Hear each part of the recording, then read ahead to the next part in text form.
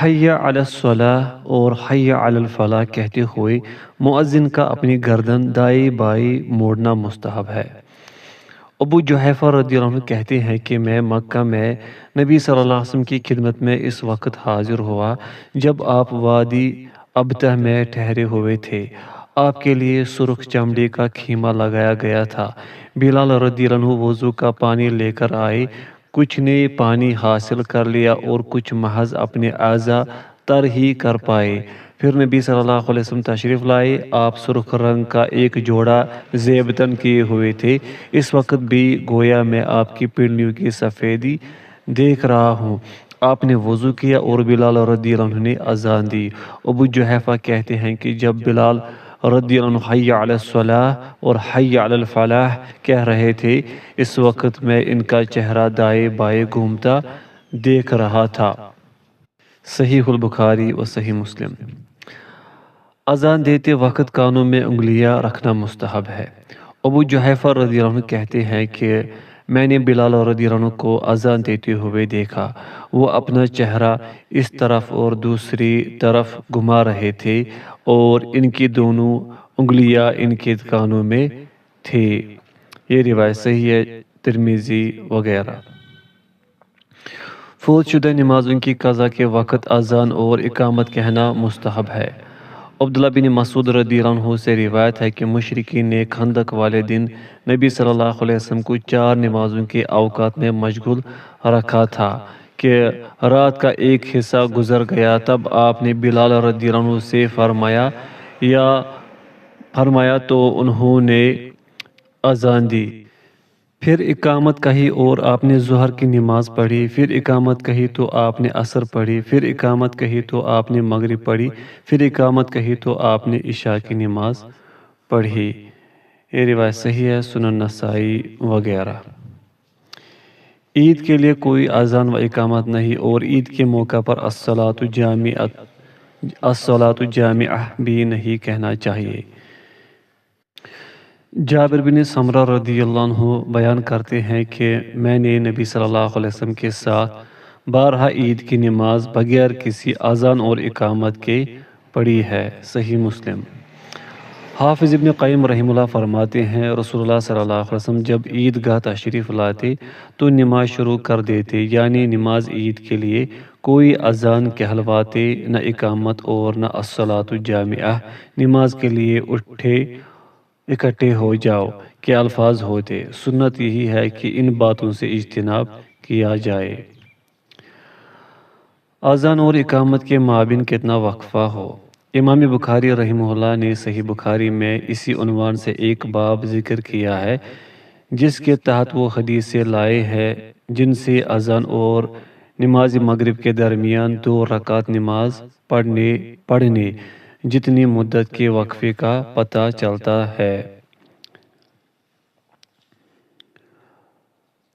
ابن بطال رحمہ اللہ کہتے ہیں اذان اور اقامت کے درمیان وقفے کی کوئی حد متعین نہیں ہے سوائے اس کے کہ نماز کا وقت ہو جائے اور اتنا انتظار کیا جائے کہ نمازی جمع ہو سکے۔ اذان کے بعد مسجد سے نکلنا منع ہے۔ جناب ابو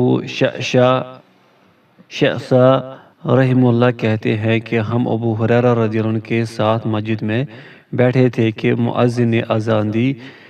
ایک آدمی اٹھ کر مسجد سے جانے لگا تو ابو ہریرہ رضی اللہ عنہ اسے دیکھتے رہے حتیٰ کہ وہ مسجد سے نکل گیا۔ تب انہوں نے کہا اس شخص نے ابو القاسم صلی اللہ علیہ وسلم کی نافرمانی کی ہے۔ صحیح البخاری و صحیح مسلم۔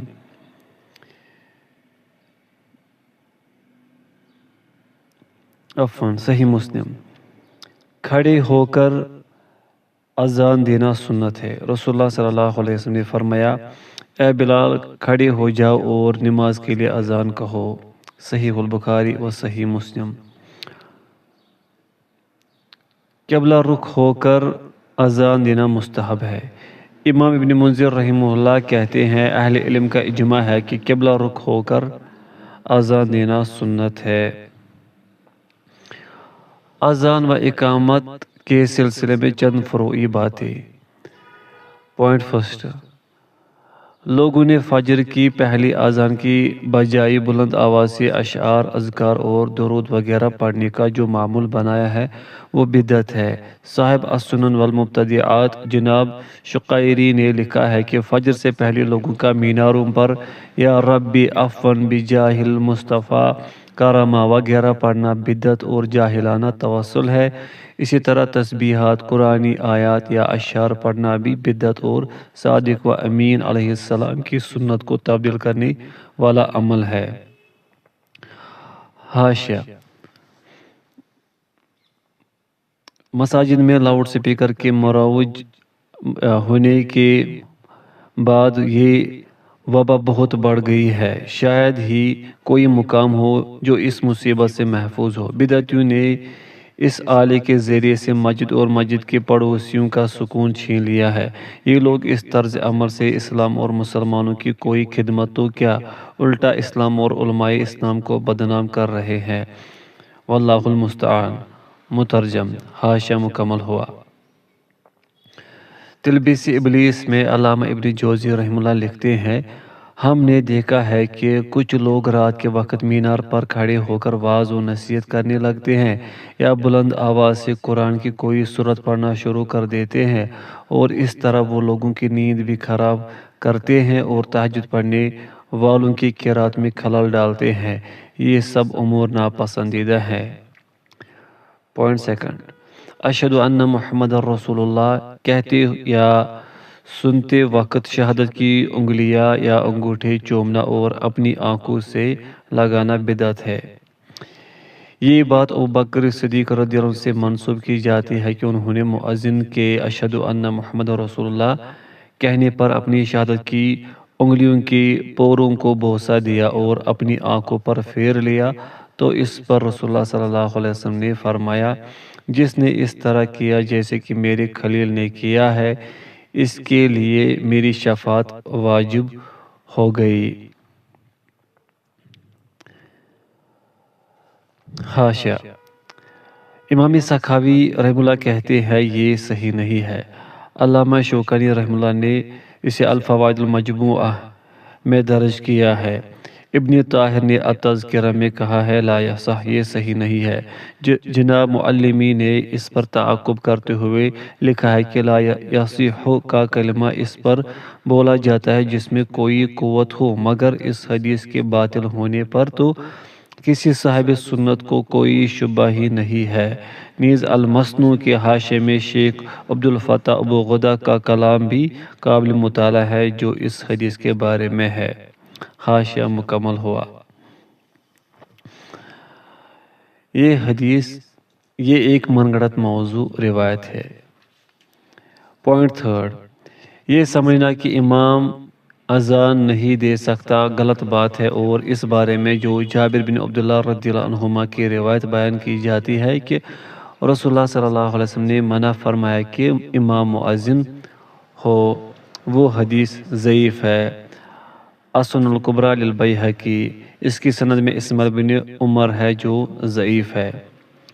پوائنٹ فورتھ: جو اذان کہے وہی اقامت کہے، یہ روایت بھی ضعیف ہے۔ جو زیاد بن حارث سدائی رضی اللہ عنہ سے مروی ہے کہ صبح کی پہلی اذان کا وقت ہوا تو نبی صلی اللہ علیہ وسلم نے مجھے حکم دیا، میں نے اذان دی، پھر بلال رضی اللہ عنہ نے اقامت کہنا چاہی تو آپ صلی اللہ علیہ وسلم نے ان سے فرمایا، سدائی بھائی نے اذان دی ہے، اور جو اذان دے وہی اقامت کہے، چنانچہ میں نے اقامت کہی۔ یہ حدیث ضعیف ہے۔ سنن ابی داؤد وغیرہ۔ حاشیہ: اس حدیث کو امام بغوی اور بیہقی نے ضعیف اور سفیان ثوری نے منکر کہا ہے۔ البتہ عام معمول یہی تھا کہ مؤذن ہی اقامت کہتا تھا۔ دیکھیے صحیح البخاری عبدالولی۔ حاشیہ مکمل ہوا۔ شرائط نماز: شرط لغت میں علامت کو کہتے ہیں، جیسے کہ قرآن مجید میں ہے فَقَدْ جَاءَ أَشْرَاطُهَا، یقیناً اس کی نشانیاں آ چکی ہیں۔ سورہ محمد۔ اصطلاح فقہا میں اس سے مراد وہ چیز ہے جس کی نہ ہونے سے اصل شے ہی معدوم اور فنا ہو۔ نماز کے صحیح ہونے کی شرطیں۔ نماز کا وقت ہو جانے کا علم ہونا۔ اللہ تعالیٰ کا حکم ہے ان الصلاۃ کانت علی المؤمنین کتابا موقوتا، بلا شبہ نماز مومنوں پر اپنے وقت میں فرض کی گئی ہے۔ سورۃ النساء آیت نمبر 103۔ چنانچہ نماز وقت شروع ہونے سے پہلے صحیح نہیں ہے اور وقت نکل جانے کے بعد بھی صحیح نہیں، الا یہ کہ کوئی عذر ہو، بھول گیا یا سویا رہا۔ حدث اصغر اور حدث اکبر سے طہارت۔ اللہ عز و جل کا فرمان ہے، حاشا، یعنی حدث اصغر اور حدث اکبر سے طہارت، حاشا، نماز کے لیے مخصوص شرعی پاکیزگی واجب ہے۔ بے وضو ہونے کی حالت کو حدث اصغر کہتے ہیں، یعنی چھوٹی ناپاکی، اور جنابت، حیض اور نفاس کی حالت کو حدث اکبر کہتے ہیں، یعنی بڑی قسم کی ناپاکی۔ اس سے پاک ہونے کے لیے غسل کرنا واجب ہے۔ مترجم، حاشا مکمل ہوا۔ اللہ عز و جل کا فرمان ہے، ترجمہ، اے وہ لوگ جو ایمان لائے ہو، تم جب نماز کے لیے اٹھنے کا ارادہ کرو تو اپنے منہ اور ہاتھ کہنیوں تک دھو لو، سروں کا مسح کرو، پاؤں ٹخنوں تک دھو لیا کرو، اور اگر جنابت سے ہو تو طہارت حاصل کرو۔ سورۃ المائدہ۔ ابن عمر رضی اللہ عنہما سے روایت ہے کہ نبی صلی اللہ علیہ وسلم نے فرمایا، اللہ تعالیٰ کوئی نماز وضو کے بغیر اور کوئی صدقہ خیانت کے مال میں سے قبول نہیں فرماتا۔ صحیح مسلم۔ نمازی کا لباس، بدن اور جائے نماز کی جگہ پاک ہونی چاہیے۔ کپڑے پاک ہونے کے سلسلے میں اللہ تعالیٰ کا فرمان ہے، وَثِيَابَكَ فَطَهِّرْ، اور اپنے کپڑے پاک رکھیے۔ سورۃ المدثر آیت نمبر 4۔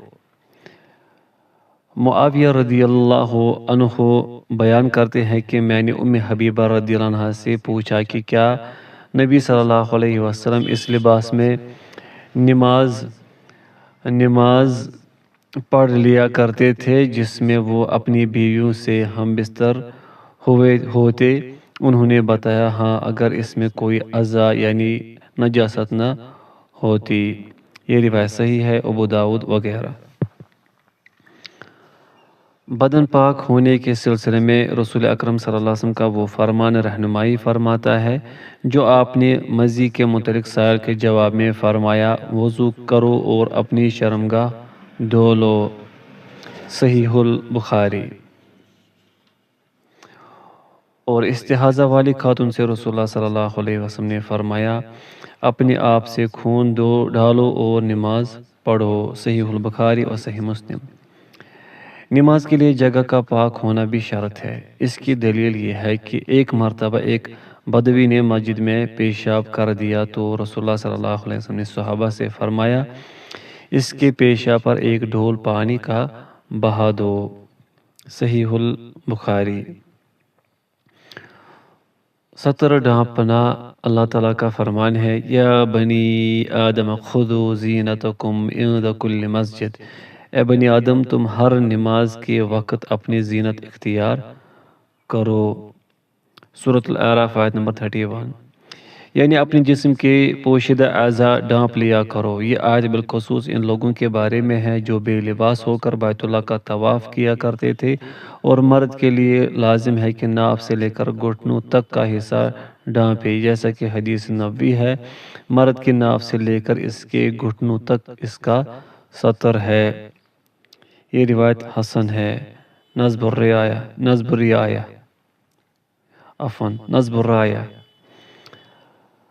ایک حدیث میں ہے کہ رسول اللہ صلی اللہ علیہ وسلم نے معمر رضی اللہ عنہ سے فرمایا، اے معمر، اپنی رانی ڈھانپ کر رکھا کرو، بلا شبہ رانی ستر میں داخل ہے۔ یہ روایت حسن ہے، مسند احمد۔ علامہ البانی رحمہ اللہ فرماتے ہیں، ران کے قابل ستر ہونے میں کوئی تردد نہیں رہنا چاہیے۔ آپ صلی اللہ علیہ وسلم سے منقول فرامین کی روشنی میں یہی راجح ہے۔ اسی لیے اکثر علماء اسی طرف گئے ہیں اور علامہ شوکانی رحمہ اللہ نے اسی پر جزم کیا ہے۔ ہاں یہ کہا جا سکتا ہے کہ رانوں کا قابل سطر ہونا بمقابل قبل و دبر قدری خفیف ہے۔ ابن قیم رحمہ اللہ تہذیب السنن میں اسی طرح مائل ہے، جیسا کہ میں البانی نے ارواء میں نقل کیا ہے۔ اور نماز میں عورت کا سارا بدن سطر ہے سوائے چہرے اور ہتھیلیوں کے۔ ام المومنین عائشہ رضی اللہ عنہا سے مروی ہے کہ نبی صلی اللہ علیہ وسلم نے فرمایا، اللہ تعالیٰ کسی بالغ عورت کی نماز اوڑھنے کے بغیر قبول نہیں فرماتا۔ یہ روایت صحیح ہے، ابو داؤد وغیرہ۔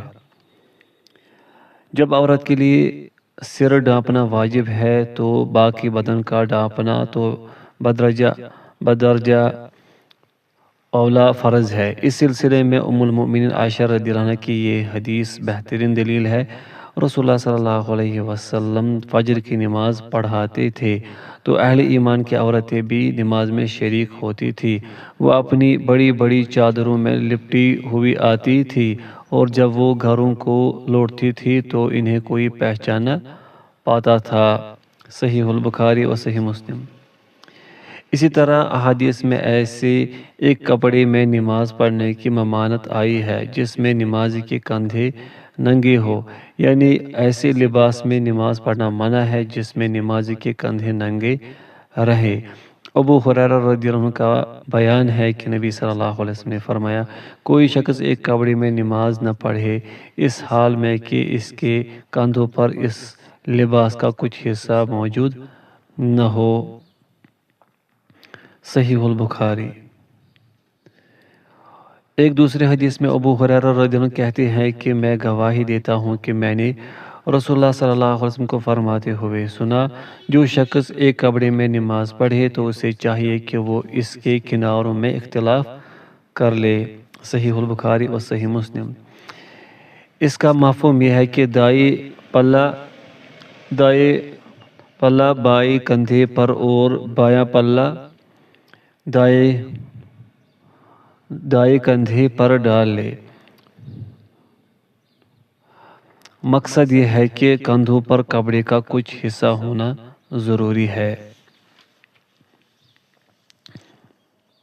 قبلہ کی طرف منہ کرنا۔ اللہ تعالیٰ کا فرمان ہے، قَدْ نَرَىٰ تَقَلُّبَ وَجْهِكَ فِي السَّمَاءِ فَلَنُوَلِّيَنَّكَ قِبْلَةً تَرْضَاهَا فَوَلِّ وَجْهَكَ شَطْرَ الْمَسْجِدِ الْحَرَامِ۔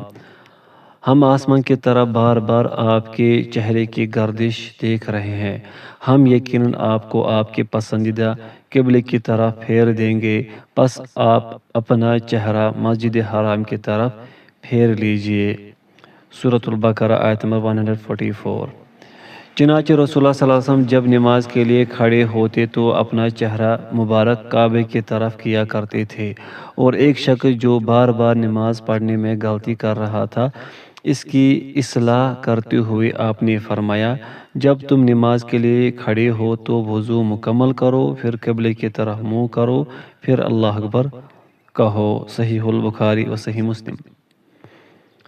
تاہم انتہائی خوف کی صورت میں فرض و نفل یا حالت سفر میں سواری پر صرف نفل نماز پڑھتے ہوئے قبلے کی طرف منہ نہ ہو سکے تو کوئی حرج نہیں۔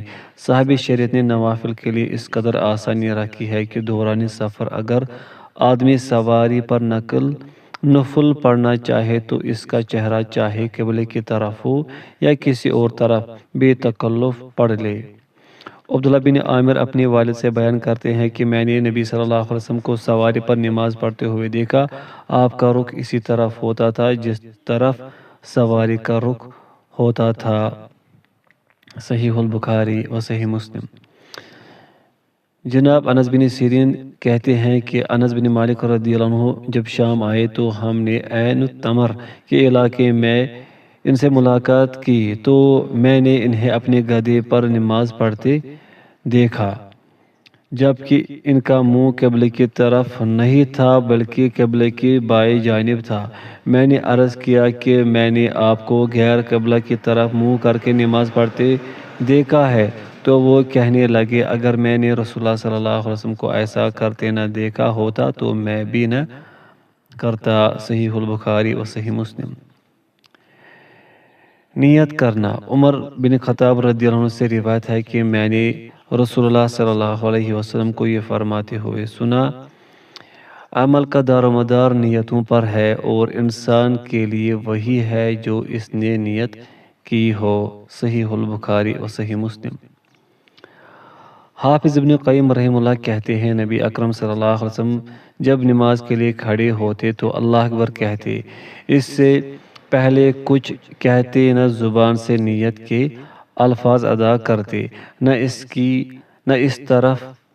اس طرح کہتے فلاں نماز پڑھتا ہوں اللہ کے لیے، منہ میرا طرف قبلہ شریف کے پڑھتا ہوں 4 رکعت بطور امام یا پیچھے اس امام کے، نہ اس کی ادا یا قضا یا تعین وقت کا کوئی تذکرہ ہوتا۔ یہ تقریباً 10 باتیں ہیں جو بدعت ہیں۔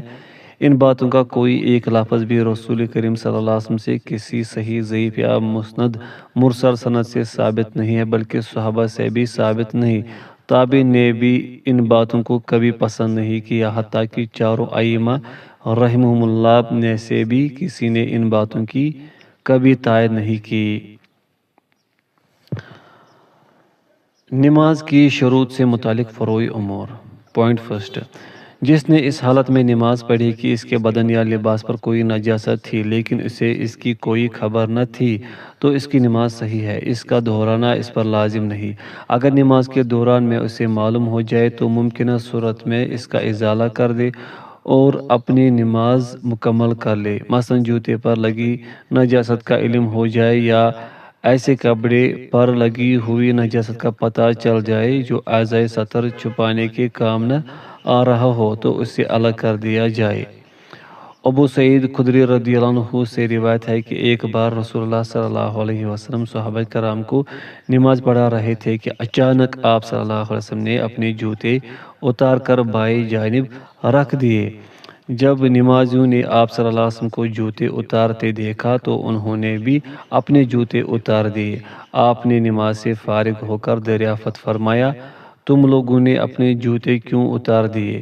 انہوں نے عرض کیا، ہم نے دیکھا کہ آپ نے اپنے جوتے اتارے ہیں تو ہم نے بھی اتار دیے۔ اس پر آپ صلی اللہ علیہ وسلم نے فرمایا، بے شک جبرائیل علیہ السلام میرے پاس آئے تھے، انہوں نے مجھے بتایا کہ جوتوں پر نجاست ہے۔ پھر آپ نے فرمایا، جب تم میں سے کوئی مسجد میں آئے تو اسے چاہیے کہ دیکھ لے، اگر اس کے جوتوں پر کوئی نجاست یا کوئی اور پلید چیز ہو تو اسے مسل رگڑ دے اور پھر ان میں نماز پڑھ لے۔ یہ روایت صحیح ہے، ابو داؤد۔ پوائنٹ سیکنڈ، جس شخص نے قبلے کا رخ پہچاننے کی خوب کوشش کی، پھر اپنے گمان کے مطابق اس نے جو سمت صحیح جانی، اس طرف رخ کر کے نماز پڑھ لی، لیکن بعد میں اسے معلوم ہو کہ یہ جانب غلط تھی، قبلہ تو دوسری طرف ہے، تو اب اسے نماز دہرانے کی کوئی ضرورت نہیں، اس کی نماز ہو گئی۔ عامر بن ربیعہ رضی اللہ عنہ کہتے ہیں کہ ہم ایک تاریک رات میں نبی صلی اللہ علیہ وسلم کے ساتھ تھے، ہمارے لیے قبلے کی پہچان مشکل ہو گئی، بہرحال ہم نے نماز پڑھ لی۔ جب سورج طلوع ہوا تو پتہ چلا کہ ہم نے قبلے کی دوسری جانب منہ کر کے نماز پڑھی ہے۔ اس پر یہ آیت کریمہ نازل ہوئی، فَأَيْنَمَا تُوَلُّوا فَثَمَّ وَجْهُ